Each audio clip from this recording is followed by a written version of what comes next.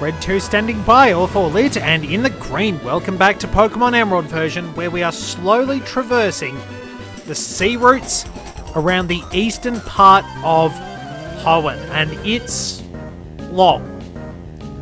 You have a lot of surfing and you will need a lot of repels. I've cleared out most of the areas, but I'm generally looking to head down to Pacifidlog Town to establish a base so I can eventually catch a Wailord, and then eventually do some off-screen training.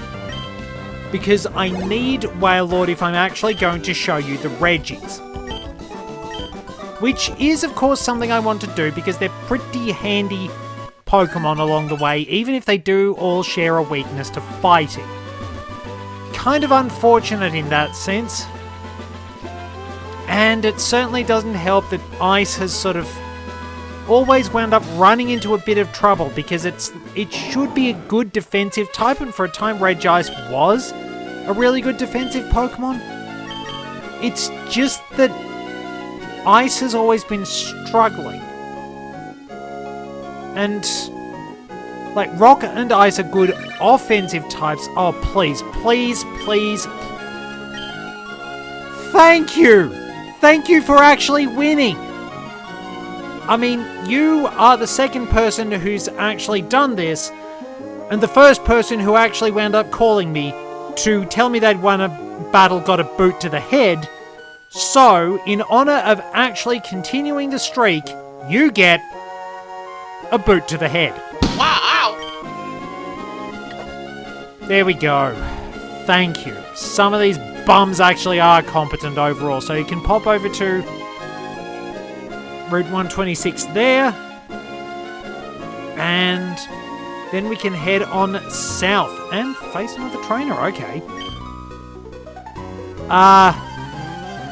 I don't really lose that often. There are probably a lot of people I'd wind up hating to lose against. I'd especially hate to lose against somebody who's using a level 26 Wingull. I mean, it's not like that is going to be a serious issue. Hopefully there is a stronger Pokemon coming next. Staryu's alright. Gives good experience. But we can still one-shot it. Oh, we did get the level up. That's good.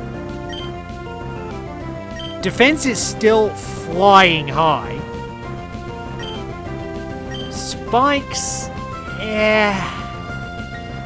It's okay, but it's mostly competitive mileage. Mostly.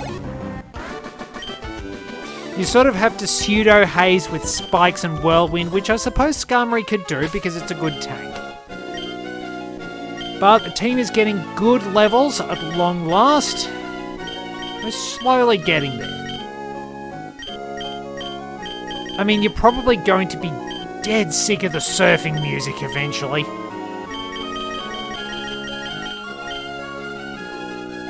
I mean, that was kind of why I tried to switch everything up and actually have different music when I was doing my sped up sailing with the Wind Waker project. At least have some different surfing music or have Big Blue themes. That was part of the fun. Wind Waker was, if I do say so myself, a pretty good project. Route 128 and a trainer. Are we going to run into some stronger opponents, or will they just be all the same level?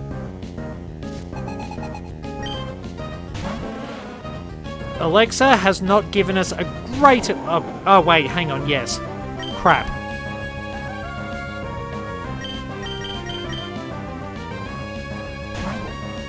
It just sort of sank in that it might...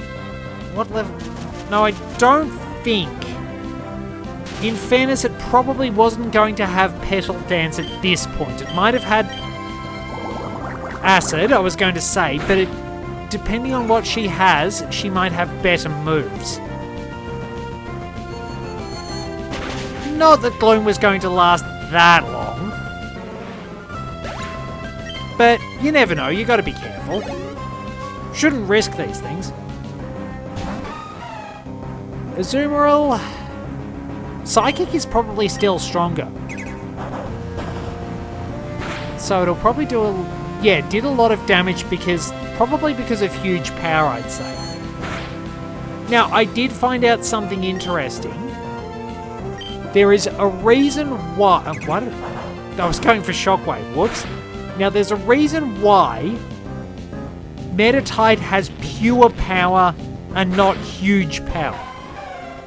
It's because there's a little bit of a translation muck-up. In the Japanese version, pure power is called yoga power. It ties in with the general aesthetic of Meditite and Medicae. It makes a lot more sense. I mean, but huge power and pure power do ultimately wind up doing the same thing. Probably switch Truffle.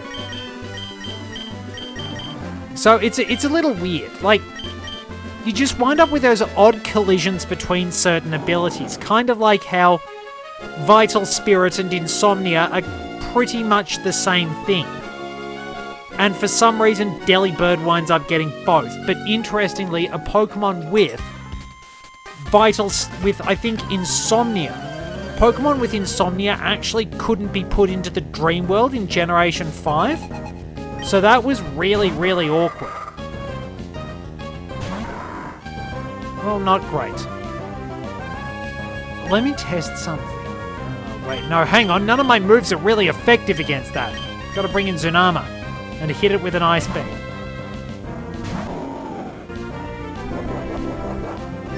What moves is it going to have, though? Well, still growth, and it's still faster than us. But yeah, it's sort of the case of Delibird really can't dream of having very much better. They really should have balanced a whole lot more stuff. Oh well, finish it with a Surf. Or not.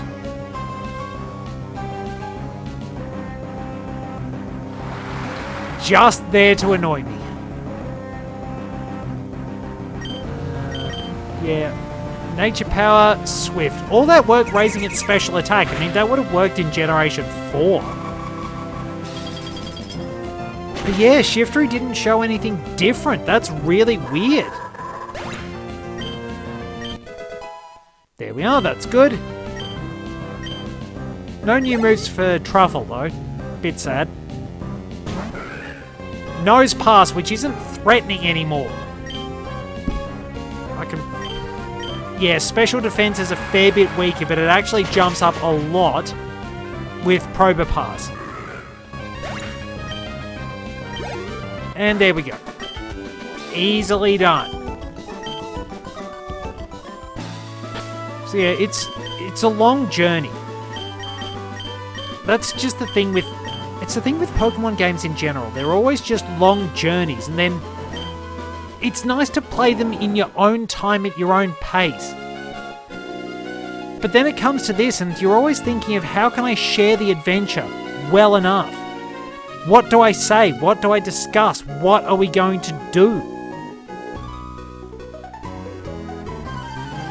So I'm not going out to Evergrande City just yet because you need Waterfall for that. Okay, Triathlete Isaiah, I think he's someone we can wind up...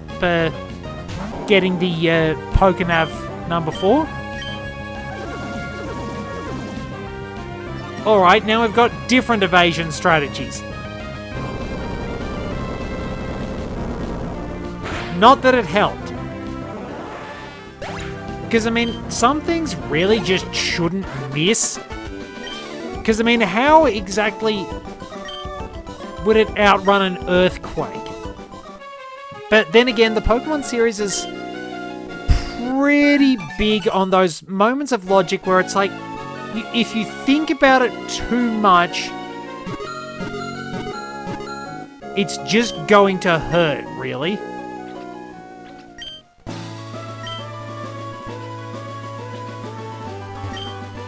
Okay, so there is a hidden item around here somewhere. But I have to work out exactly what it is.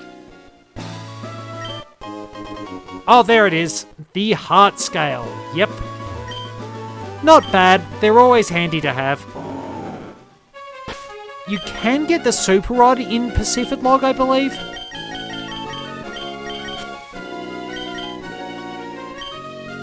Alright, who else are we going to find around the area? There's a fisherman. There's a few trainers on this route.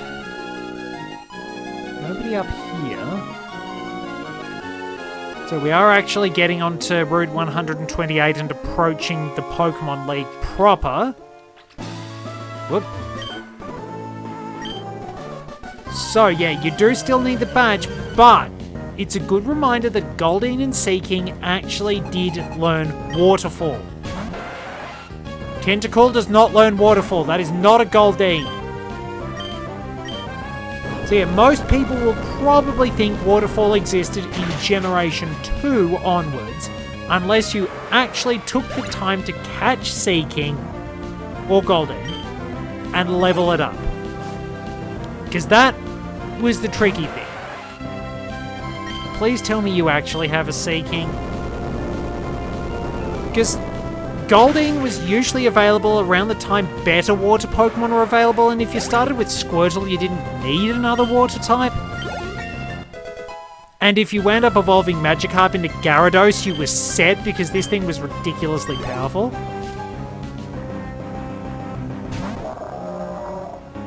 These do not naturally learn Waterfall. Maybe they can learn it via HM. But yeah, Waterfall was a rare secret art in Generation 1, basically. It was at least better than some of the others out there. Because there were some really, really terrible signature moves. Like, Twin Needle was alright because it was kind of the best bug-type move. But that's kind of... It was kind of, quote-unquote, the best in much the same way that, oh, I don't know, some sort of tortured and slightly crude metaphor where something that's not very good but still could be worse is the best of a whole lot of things that could be terrible. Wow.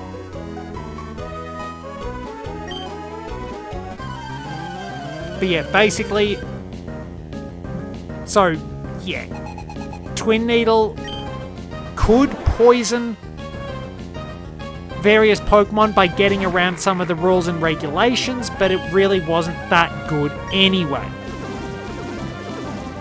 Bug moves were not very good. Like Lick, I think it was actually accessible to Jinx for some reason. So it wasn't ever a secret art, but Lickitung couldn't learn it until Yellow, I believe? Maybe Generation 2? Kind of like how Tangela had to wait for a little while to be able to learn Vine Whip. So yeah, there was like Petal Dance was a signature art, signature move. Kinesis was a signature move that you couldn't even use because you had to get it on a Wild Kadabra, on account of the fact that it wasn't in its default moveset on evolving. Like, if you evolved Abra into Kadabra, it wouldn't learn Kinesis. And Wild Kadabra were at too high a level to actually have Kinesis in their movesets. So you had to get it via Metronome originally, until things changed around and then you found it was basically like crappy Sand Attack. It was worse Sand Attack, but slightly better than Flash.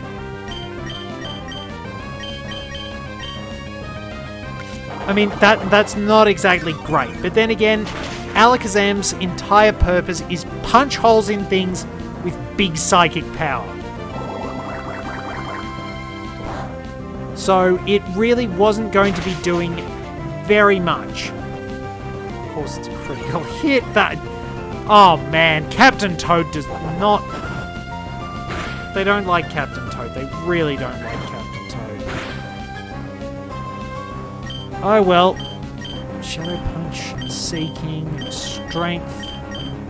There we go. That ought to solve it. Yeah, it's just so weird. I've been reflecting on all those older games just... Wow, another... Oh, thank you. I don't think it can be paralyzed and unable to move in the middle of actually using Fury Attack. That's fair.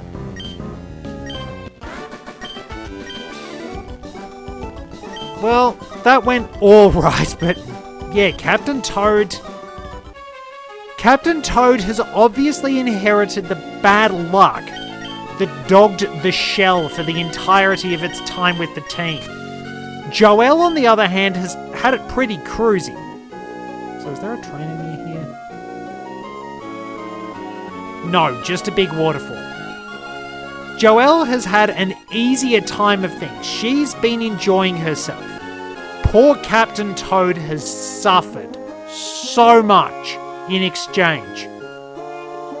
Maybe I will have to wind up retiring Captain Toad at some point because his bad luck is going to get him in all sorts of strife. But then the curse is going to pass on to somebody else.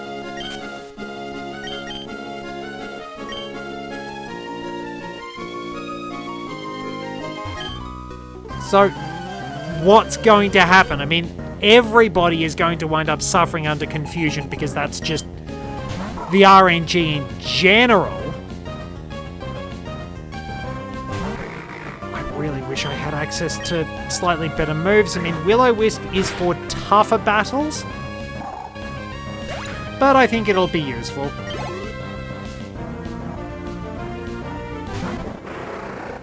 Aha. Well, this should take it down pretty easily, and we'll get the level up as well. Oh yeah, it changes to Surf. Almost. Alright, so it's just making loud noises at us. Fair enough.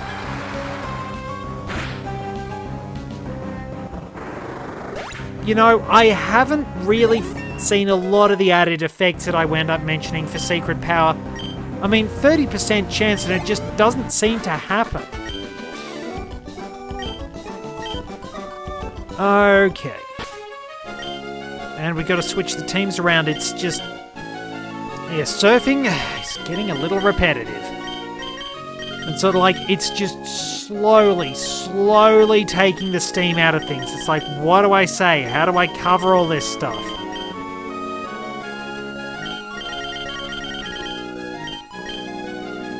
But yeah, that's the thing. It's just the same, essentially the same biome over and over again. So yeah, maybe I can understand, but honestly, I mean, you're probably sick of the sound of the surfing theme too. And I have to come back here to try and find Wailord. 1% chance. Pretty rough. And Wailmer, I think, might be in the fluctuating experience group, so it's not going to be fun trying to evolve Wailmer. What am I going to do? How do I go about this? I guess I just have to take the chance on finding Wailord.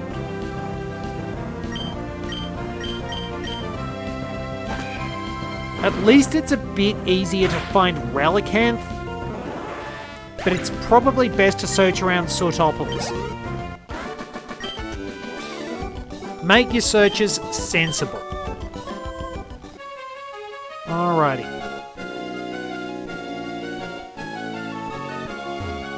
Oh no, come on. We've got a lot of opponents. There's a lot to do out here. I'm just starting to realize exactly how much there is to go on with. Why do they all have such crappy low-level Wingulls?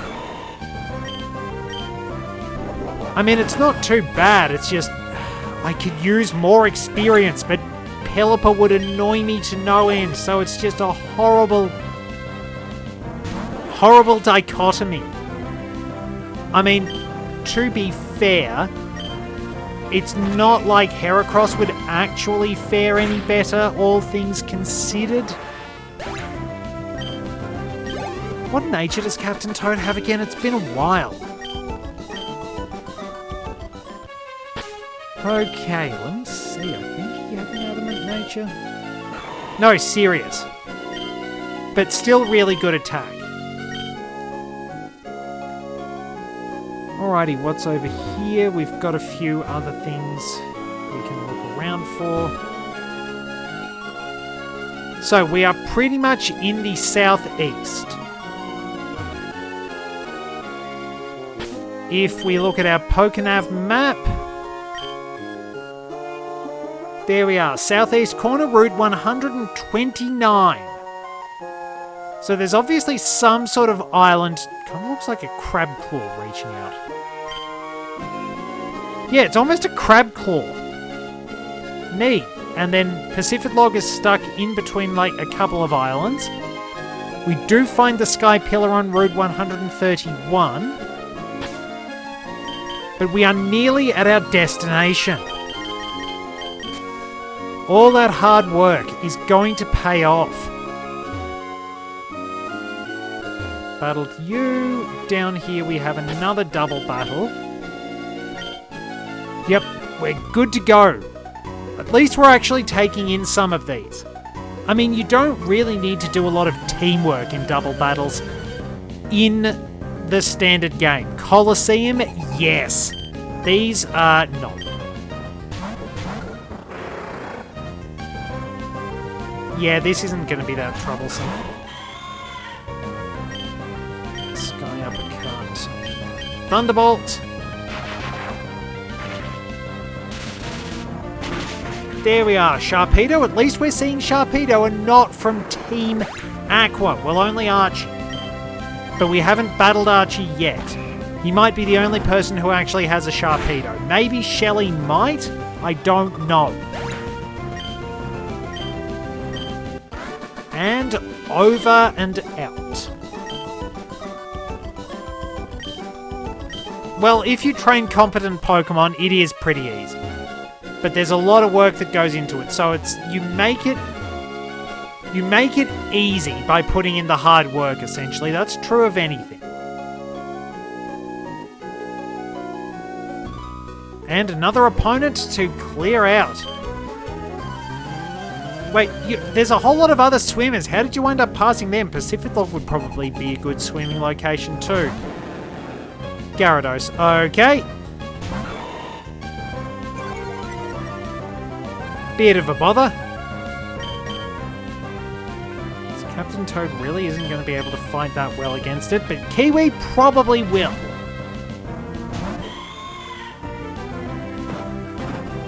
That's going to hurt.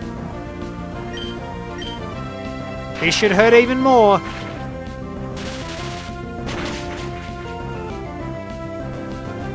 And a critical hit, just to make absolutely sure. Well done, Kiwi. And Captain Toad levels up too. Of course, Delcatty doesn't learn anything new. Now, some Pokemon that did evolve via stones would often learn something at like level 50 or something like that. But the interesting thing is that like Nidoking and Nidoqueen would learn something in like their mid-20s, as if rewarding you for evolving them early.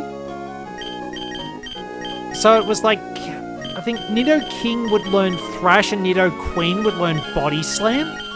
But then you get something like Poliwrath that would wind up learning Mind Reader, which was designed to work with Dynamic Punch, I presume. So you got things like that, but it wasn't always the case. These days, it's so much easier if you do actually have a Pokemon that evolves via stone and you evolved it early, because all the move reminder options actually factor this in. It's very, very helpful, honestly. Because it's just so fiddly. You wind up with a Pokemon that's not super strong for quite some time until it learns its absolute best moves. That might be the way to the Sky Pillar up there. You have to sort of search for various trainers. There's one down there. Who's just spotted us? Well, that was rather melancholy. You're probably not going to find any more solace facing me. And my electricity-throwing cat. Probably a good thing Kiwi doesn't actually do that in real life. She's got sharp claws, though. She does have them filed every so often and occasionally clipped, but not declawed. Don't declaw pets. Train them properly not to claw things, but don't declaw them.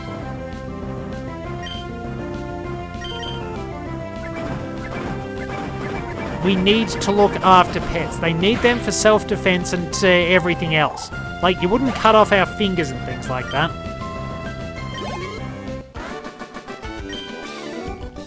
Alrighty.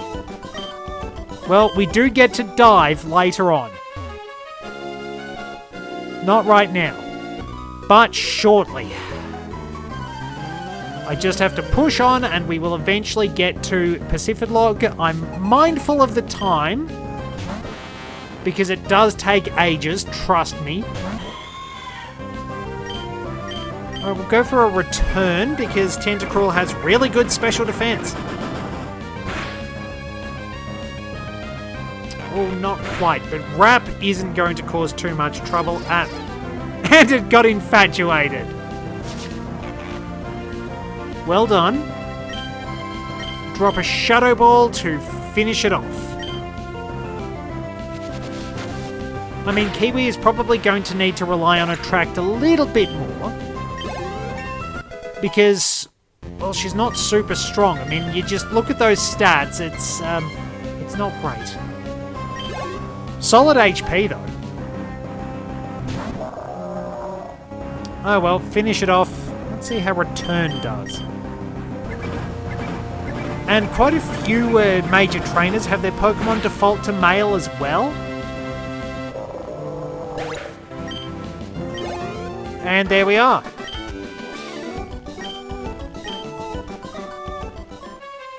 We're so close. We're so close, I can feel it. It is fortunate that quite a few team members level up very quickly. Takes the strain off. Because, I mean, most of the time in a region, you only have about, at most, around about 600,000 total experience to draw from when it comes to straight trainer battles. So you're actually a bit out of luck in some senses. And you have to hope for rematches. Alrighty, so we've got somebody who's probably going to get angry as soon as we kick his ass. And a triathlete. This is not going to be challenging. I could probably just use Psybeam on Sphere. Aerial Ace and Psybeam, and we're set! Alright, so what sort of information are we actually going to get? I presume it's something about the Sky Pillar. It's kind of nice that you're supposed to piece together little bits and pieces by talking to people. Actually connecting with people will teach you about the Sky Pillar and everything you need to do, and you'll pick up those hints later on. You'll be able to piece them all together when you really need to.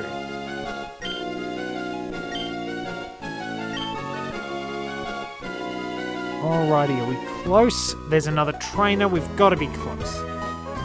Yeah, that's probably why it's best to serve. Now, it's interesting that you actually get different surfing models for different Pokemon in Omega Ruby and Alpha Sapphire. Like, you can travel faster on Sharpedo, but you can't fish from the back of Sharpedo, and I think you can actually scare off wild Pokemon if you're battling on the back of Kyogre. Yes, you get a specific surfing model for traveling on the back of Kyogre, which is really cool. But yeah, running into about a Skrillian Tentacool and everything like that,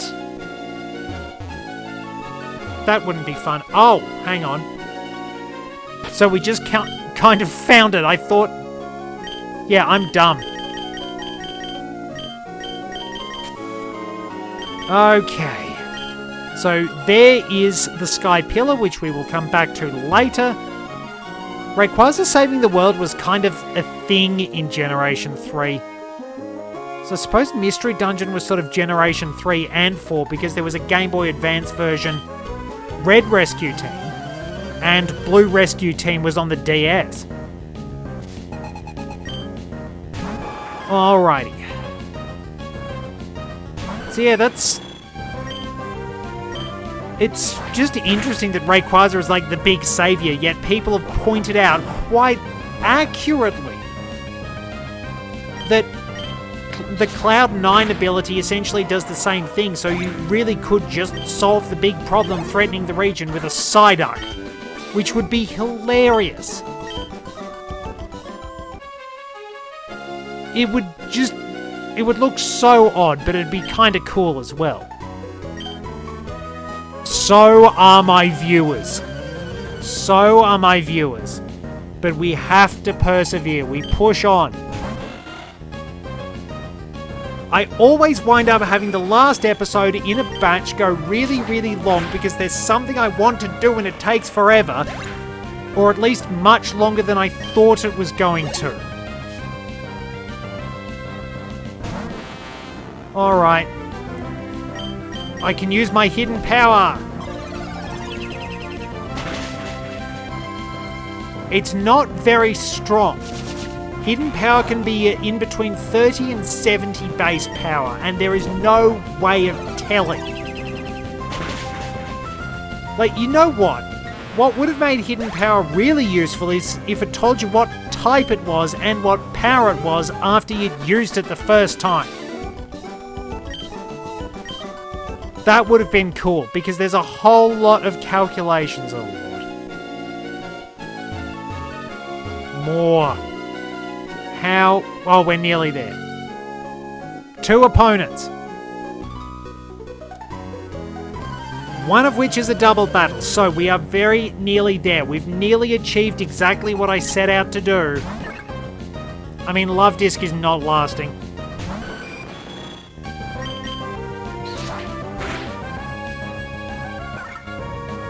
Yeah, that was barely a challenge. One more opponent, and then we've actually made it. The end is in sight for this long-running journey.